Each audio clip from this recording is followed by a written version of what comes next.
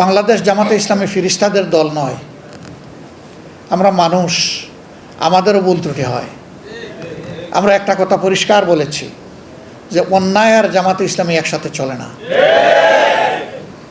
কিন্তু এর দ্বারা এটাও আমরা মিন করছি না যে আমরা কোনো অন্যায় করি না। আমরা মানুষ, আমাদের ভুল হয়, অন্যায় হয়, দোষ হয়, অপরাধ হয়।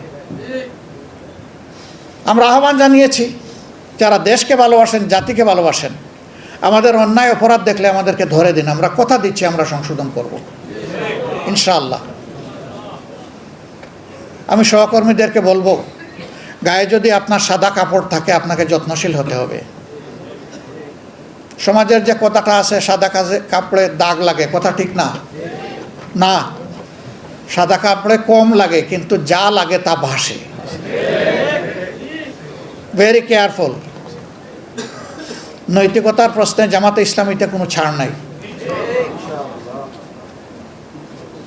আমরা চেষ্টা করব সংশোধন করার।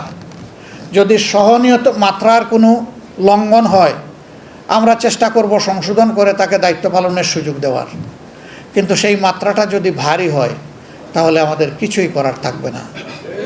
আমাদেরকে কঠিন সিদ্ধান্তের দিকেই যেতে হবে। এই সিদ্ধান্তের দিকে যাওয়ার মানে হচ্ছে আমি সহ আমাদের সবাইকে সতর্ক করে দেওয়া, সাবধান, সবাই সাবধান। ভাই এবং বোনেরা, শয়তান কি আমাদেরকে ছেড়ে কথা বলবে? মানবতার সূচনা থেকেই শয়তান মানুষের ক্ষতি করার জন্য লেগেই আছে। আর যারা মুমিন মুসলমান তাদের সাথে আরও শক্তভাবে লাগে, কারণ এর বাইরে যারা আছে, যারা আল্লাহকে মানে না, আল্লাহর আইন মানতে চায় না, তাদের জন্য তো সরকারের এই শয়তানের বেশি কিছু করা লাগে না, লাগে তো যারা মানতে চায় তাদের জন্য।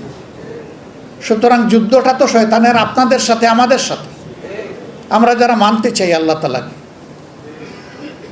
এই জন্য খেয়াল রাখতে হবে নফসের দুঃখ এবং শয়তানের ওয়াসওয়াসা যেন আমাদেরকে পরাজিত করতে না পারে।